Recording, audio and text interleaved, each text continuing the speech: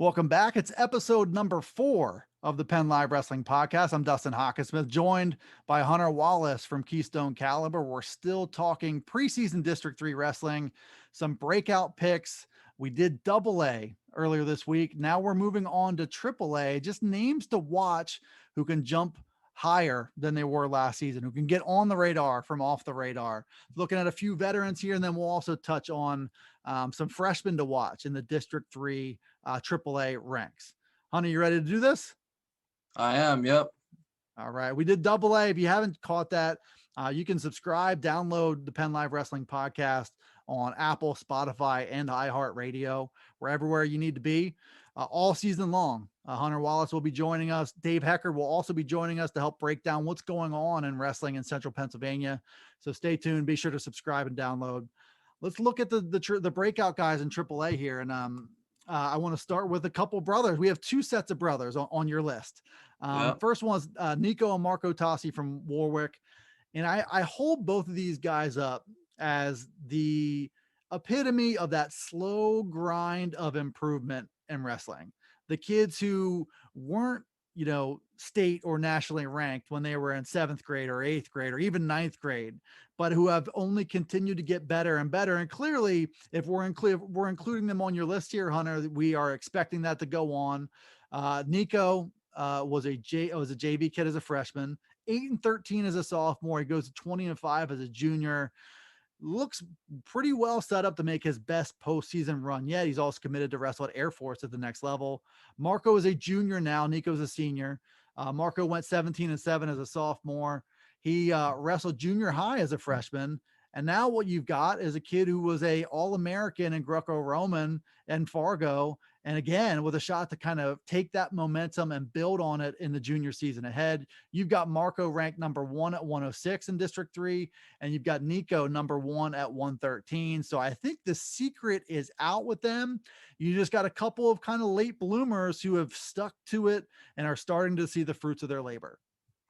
Yeah, absolutely. I could say a lot about Nico and Marco. I mean, I coach at law, so I was able to see their progress throughout this summer. But, just to touch on both of them individually, Marco, it's crazy to think about 3 years ago, he was getting ready to play basketball at the junior high level. Like, he was on the basketball court. And today he's, my number 1 ranked wrestler in the district. He was Fargo All-American.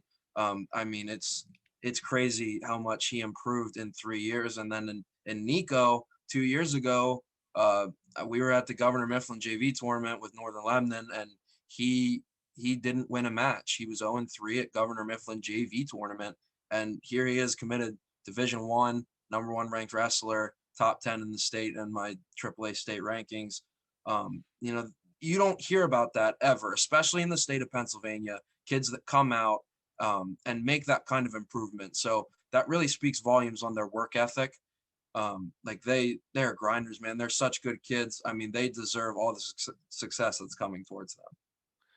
And I think you bring up a good point, because right around this time of year, maybe a little bit earlier, is where you see some high school coaches saying, hey, did you get cut from your sport? Did you get cut from swimming or basketball? Everybody makes a team in wrestling. And if you make a certain level of commitment, you can not only learn the sport, you can get better. And then who knows what can happen from there. I think there are some other success stories as well. But, for a kid to go from basketball to where he's at now and where it looks like he's going to continue heading, I mean, a lot of credit. It's like these two are examples of, if you're a wrestling coach, what you're telling kids, you can hold up examples that say, hey, just because you're not great now, if you just kind of keep battling at it, keep focusing on the little things, don't worry about the results just yet. The results will come as long as you kind of put in the right kind of work. Well, Nico and Marco Tosi are putting in the right kind of work, clearly. Absolutely are. Another set of brothers from Waynesboro, Bodie and Caden Rousey. These guys have been around for a while. They're seniors. Bodie was a sectional champ in 2019. He was 16-7 last year. Caden qualified for districts a couple years ago. He's 56-35 in his career. They have been around for a long time. I know Dave Swink thinks very, very highly of them, not just their potential, but the kind of kids that they are in his wrestling room, the tone that they set for his team. and also what his expectations are. And he really has realistic hopes that Bodie and or Caden can make that run and kind of put it all together as seniors and take that potential and turn it into a run to the state tournament. What makes this the year for both of them, in your viewpoint, to kind of do that? So, I've been blessed to be able to coach a lot this off season. I've been in a lot of tournaments and stuff, and I was able to have Caden and Bodie wrestle for me and Joe Wilson from Carlisle. We coached the AAU team down at Disney Duels in Florida, and they were both on that team. And, I only had known that they each qualified for regionals 2 separate times at different years. A lot of kids qualify for regionals, so it never really caught my eye completely until I saw them wrestle, man. Like they looked very, very polished this off season. Every match that I saw them wrestle, and the one thing that stands out with them is just their mentality. They don't care about winning or losing, especially in the off season. They go after it. And one thing that, just a little story, their dad Mike helps coach at Waynesboro, and he was down there with us, and they would go up to him and me and Joe before every match, and they would high five, and they just go maximum effort. Like, that's all they care about, maximum effort, 100% all the time. And I think that mentality is rare to come by, especially in such a competitive sport. So for kids as talented as them and as polished as them now, to have that mentality, I think their jump this year is going to be a big one. Yeah, and I think it's right where you want their head to be on, because it's what you can control. I think they're probably pretty good cases of things that are maybe beyond their control, or maybe in the postseason getting the wrong matchup at the wrong time, or not being able to get over the hump and win the right match when you need to win the right match, or whatever. That you can kind of see the potential there. And what else do you have except your own effort and your own preparation? And they're taking care of business on that end of things. You kind of hope that kids who have been sort of doing it the right way and wrestling the right way can realize some of their goals in the season ahead. One more year left for both of them. Jarrett Wilson, you mentioned Joe Wilson. Jarrett Wilson from Carlisle is a senior. He is Joe Wilson's little brother. So you have a father-brother coaching wrestler dynamic there. I would also say about Jarrett and what he's doing now, and he's going to go to West Virginia next year. I fully expect him in 2 to 3 years to be the kingpin of Central Pennsylvania wrestling media in whatever way he wants. He is he's kind of getting after it, and he wants to get better in that area. And I think wrestling, for him and that, and for everybody, but like, wrestling can kind of help bring those things into focus and help you get better in life too. So I'm expecting to be begging Jarrett Wilson for a job in a few years when he's done with college and coming back to here. But he is as a senior now, part of a sort of a new group of leadership. Every wrestling team each year, the idea of wrestler leadership and guys on the team taking command, it shifts a little bit every year. It's got a little different personality, a little different character to the team. He's now kind of part of that fiber of leadership, and expecting him either at 152 or 160. He wrestled last year at 145. What makes him a breakout guy at this stage of the game? Obviously, his length is insane at those weights. He is usually just draped all over kids from the top position.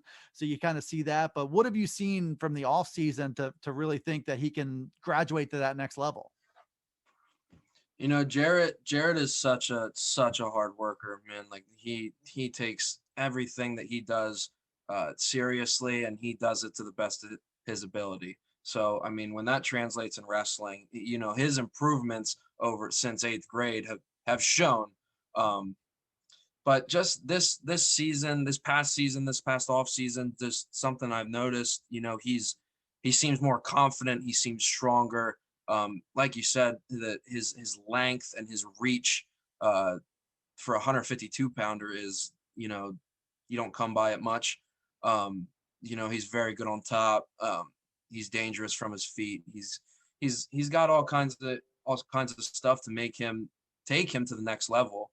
And aside of wrestling, he is just he's an outstanding kid. He's an outstanding student.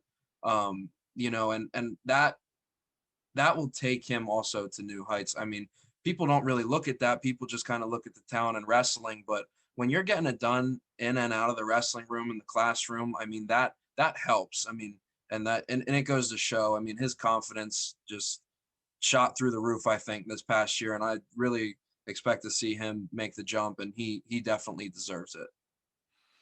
We talked in the double A breakouts with a few guys who had gone through some injury issues, and that kind of held them back from, from really arriving on the bigger stage, when they probably should have. Seems like Jamal Lewis from York Suburban is another guy on your list here. He's 44-12 in his career. He's had some availability issues, presumably from injuries, kept him out of the 2020 postseason. You cut down on the mat time throughout the year too when you're in and out of the lineup, so it can really stunt your growth. But he's a senior who's gotten good results. His only loss last season was in the sectional tournament to Nathan Ridley from Gettysburg, which, with the way that format went, that was enough to keep him out of the district tournament too. He's one of those guys where that format might have impacted him as much as anybody else, because he was legitimately good enough to wrestle in the district tournament and maybe even to make a little bit of noise there. He just didn't get that shot. Absolutely. I agree 100%, which is why I have him on here. And, like I said, with last year, with it being such a weird year, especially in AAA, only having 2 guys out of each section make that tournament is crazy, because like our District 3, I think, in AAA is loaded. So to have only 2 guys make it, I mean, like I said, weird year, can't do anything about it. But Jamal Lewis is, as far as his wrestling, he's very powerful. He's very fast. He's just an athlete. And at the upper weights, 189, 215, wherever he ends up, that takes you to a new level if you're just an athlete in general. But if you watch him, he's a polished wrestler. He's got a nice double. He's tough on top. He's very quick off the bottom. And I just, like you said, 12-1 last year, only lost to Ridley from Gettysburg, who technically was a state qualifier. So yeah, I don't even expect it to be a jump as far as his talent. I think his talent's already there. But as far as people not expecting him just because he hasn't been at the district tournament, I think he's just going to shock a lot of people here. Yeah, same thing, off the radar, but not because of potential or ability, just availability, I think, in some of these cases. One more name, and then we'll pivot to the freshman. Aiden Height, sophomore from Chambersburg, part of an interesting group there. And I think Matt Mentzer, for whatever reason, kind of welcomes in these big, talented freshmen, and he does a really, really good job of helping to bring them along. And in Aiden Height's case, now as a sophomore, he wrestled a lot of tough matches. He wasn't held back. He didn't shy away from it. And Mentzer's not really one to keep him away from some of that top competition. But he took his lumps. He was a little better than 500, but he and Zach Evans now are kind of anchors of those upper weights where, when you got a 1-2 punch like that up there, it is really, really hard to build a lineup and be able to match up with that for other teams. So he's kind of got a trump card in his back pocket with them in the upper weights. But Aiden Height, I mean, it looks like a kid who's now just a sophomore. He wrestled out in Fargo. I mean, he can be positioned to make a big step forward because he did wrestle a bunch of really good kids last year. He did get a feel for wrestling in those upper weights. It's a tough thing to do as a freshman, but it can also fuel your jump forward, which clearly you expect now going into this year. Absolutely. And, I keep saying it. Last year was a weird year. And Aiden was a freshman, 11-10, at a very tough sectional tournament, very tough schedule. Chambersburg wrestled last year for how small of a season it was. But I keep talking about the off season, which again, I think is the most important thing for wrestlers taking that jump. So, Aiden was at the NHSCA individuals, placed. I believe he was in the semis. He was a Fargo qualifier competing at that level. And then he was at all those other tournaments making noise, winning all kinds of matches. And as a sophomore, and again, he's an athlete. He's powerful, he's quick. And to come at that at 189, 215, like I said, it's rare, and that'll help you get to the next level. So I do expect him to have a big year after making a name for himself at some of these big name tournaments. And Zach Evans, talking about drill partners, there's a kid who was a Fargo All-American. He could just as easily be on this list as a junior in those upper weights. Let's look Absolutely. at a few of these freshmen that you mentioned. And speaking of Carlisle, Mitchell Adams, another big freshman, looking at 172. That he arrives at a good time for what they're losing there, and can kind of make a difference and fill in. And clearly to finish seventh at the state level in junior high, he's somebody who can make an immediate difference in that lineup. I completely agree. As a freshman coming in at 172, maybe people aren't expecting as big of a jump from him as most people would. Mitchell is, he's a very polished wrestler. He's dangerous. I think he's ahead of his time right now. I think, he seems a little bit older, more mature than a freshman. So I think that will also help him. He's strong, he's quick. And I think he has the mentality he can beat anybody, which, for a freshman to have that at the upper weights, that's extremely rare. So I'm very excited to watch him this year and see what he can do in that Carlisle lineup. That's going to be very solid. Another couple here, Jacob Mitchell from Cumberland Valley. He was also a junior high state placer. Looking at him at, I believe, around 126 pounds. That's what Billy Chamberlain said. But he's a kid, a lot is changing around Cumberland Valley. Dave Heckert, who's on the PennLive Wrestling Podcast with us now, and stepped away after 17 seasons. Billy Chamberlain comes in from Manheim Central. There are some young faces there, but are a bunch of kids in that freshman, sophomore range who he'll be counting on to not only make a difference this year, but to keep growing together. And it's a group that you can kind of see them reach next levels together. And I think Jacob Mitchell clearly will be a big part of that. I agree 100%. And Cumberland Valley, I think, is blessed this year. I mean, they got some studs in those light weights. Like I'm not even 100% sure that Coach Chamberlain knows who's going to be the starters yet at the first couple of those weights. I mean, they got the Montez brothers, Connor Killian, and some freshmen, very good freshmen. Alex Tennis is coming back, who made a splash last year. He had some wins over some quality opponents. So yeah, to have Jake also coming in as a freshman in that lineup, I think is huge. He was a junior high state place winner. I think, like I said, he's very talented. Feel like I'm repeating myself on a lot of these guys, but I mean, when the talent's there, the talent's there. He's very fast. He's very strong for a lightweight. I think he could do some damage in that weight class this year, even though that is, I think, one of the toughest weight classes. You got Schindeldecker in there from Chambersburg. Camden Williams is there. So I mean, it's a tough weight class, but I think Mitchell, you'll be hearing his name a lot this year. And I think just having these young guys in place, that Commonwealth division is it's kind of wide open. I don't look at any of those teams as unbeatable. You see Chambersburg has their strength. State College is one worth watching. Central Dauphin is replacing a lot. Cumberland Valley is going through some changes, but they've got some really nice young talent. That'll be a fun year in that division. One other name that I wanted to just touch on quick to another state placer, Landon Blouch from Palmyra. What do you make of him, and what are you looking for out of him for a program that they can use a jolt of good young talent there? So yeah, Landon I actually caught late. He wasn't in my first set of District 3 AAA rankings. I actually thought he was in 7th grade, so that was a mistake on my part. But he was actually in Mitchell Adams at Carlisle. He was in his weight class last year at the Keystone Junior High Championships, and he took 4th there. I don't think they actually hit and wrestled, but I believe Mitchell took 7th and Landon took 4th. So, I mean, he's on that level. He's placing high at those tournaments. Strong and fast again as a freshman, 172 pounder. He's good. He's good at little things. It looks like he's very polished, very detailed in some of the things that he does in the matches that I watched. So I think that's rare to come by. Palmyra, I think they have a big roster this year. I think they're going to definitely, you're going to hear more about them over the next couple of years. And Landon, I think, is going to be a huge part of that also.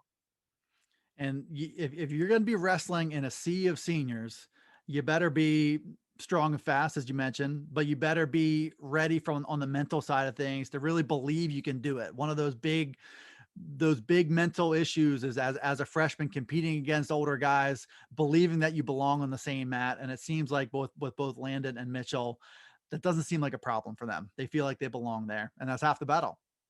No, I completely agree. Like I said about Mitchell, and I've got to see a little more with Mitchell rather than Landon, because I've gotten to coach Mitchell some this off season and be around Carlisle a little bit more. But there too, definitely you can see it on their faces before they walk on the mat. Like they expect to win no matter who gets put out against them. So there you go. That's Hunter Wallace from Keystone Caliber making his now weekly appearances here on the PennLive Wrestling Podcast. You can check us out all season long. You can subscribe and download. And I would ask that you please do wherever you get podcasts, Apple, Spotify, and iHeartRadio. So wherever you can download podcasts, check us out all season. We'll have plenty more with Hunter, with Dave Heckard, some wrestlers, some coaches. So check us out. This was episode number 4 of many. And we're looking forward to the season starting. We'll be moving on next week with Hunter, looking at the season ahead and maybe taking a look a little bit more at the District 3 landscape in both AA and AAA. So be sure to join us when we get around to that next time. Thanks for tuning in, and we'll see you next time on the PennLive Wrestling Podcast.